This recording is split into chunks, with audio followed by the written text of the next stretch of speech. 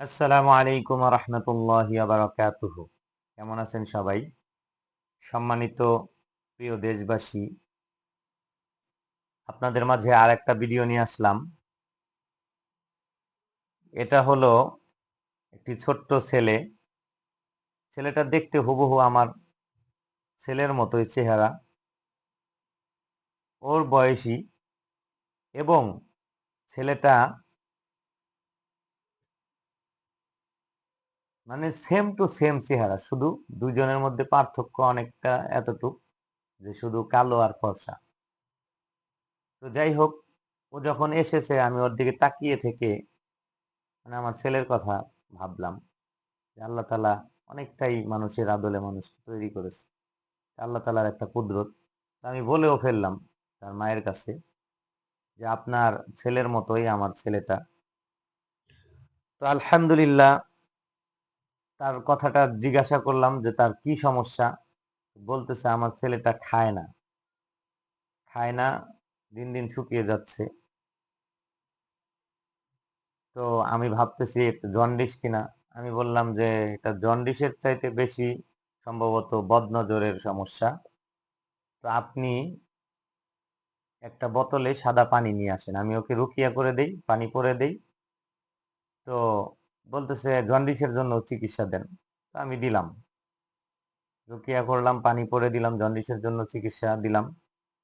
তো আমাকে উনি হাদিয়া দিয়ে গেল। তো আমি বললাম যে আর 2 দিন এসে আপনি একটু ওকে রুকিয়া করে নেবেন। সবকিছু নিয়ম কানুন বলে দেওয়ার পর উনি চলে গেল। তো আলহামদুলিল্লাহ পরের দিন আসলো।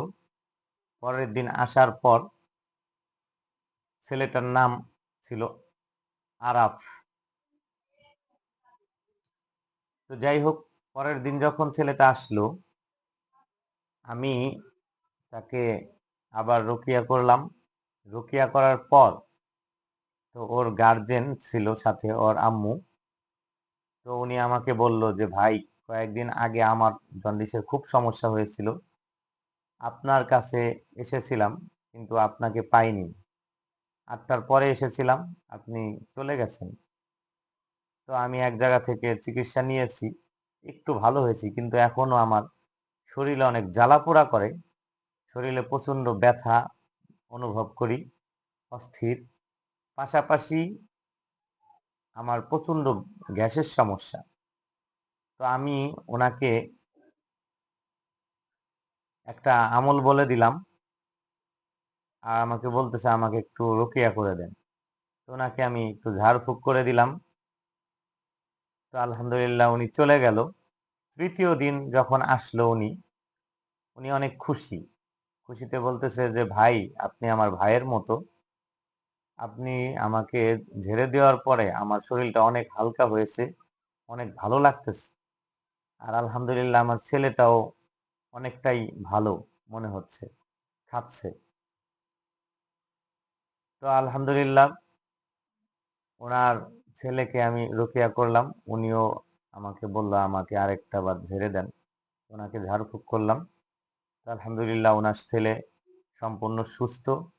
তো ওনার এই সাক্ষাৎকার আমি তো ফোনে দিতে পারিনি, কিন্তু ওখানে যারা উপস্থিত ছিল তারা শুনে, ওখানে আরেকজন আসছিল তার বাচ্চাকে চিকিৎসা করানোর জন্য, সেও পরে আবার এসেছে। যাই হোক, ওটা ওনার ভিডিওটা আরেকটা ভিডিও বানাবো, যে আসছিল নতুন। তো উনি আমার জন্য অনেক দোয়া করতে লাগলো যে আমি বললাম নামাজ কালাম পড়বেন, আল্লাহ তাআলা সব সমস্যার সমাধান করে দিবে। বলল যে হ্যাঁ, আমি নামাজ কালাম পড়ি, আমারে আল্লাহ তাআলা অনেক ভালো রেখেছে। যাই হোক, আপনার জন্য দোয়া করি, আমার জন্য দোয়া করবেন। তো আমি আসলে মানুষের যতটুকু পারি খেদমত করতে থাকি। আল্লাহ তাআলা এর যা যা খায়ের দান করবেন। মানুষ মানুষকে হাদিয়া তোহফা দিয়ে মন ভরাতে পারবে না, এটাই স্বাভাবিক। তো যাই হোক, আল্লাহ তাআলা অশেষ মেহেরবানি, এই পর্যন্ত এসেছি আপনাদের দোয়ায়। সবাই আমার জন্য দোয়া করবেন, আমার ভিডিওটা বেশি বেশি দেখবেন। সবাই ভালো থাকবেন, সুস্থ থাকবেন। আসসালামু আলাইকুম ওয়া রাহমাতুল্লাহি ওয়া বারাকাতুহু।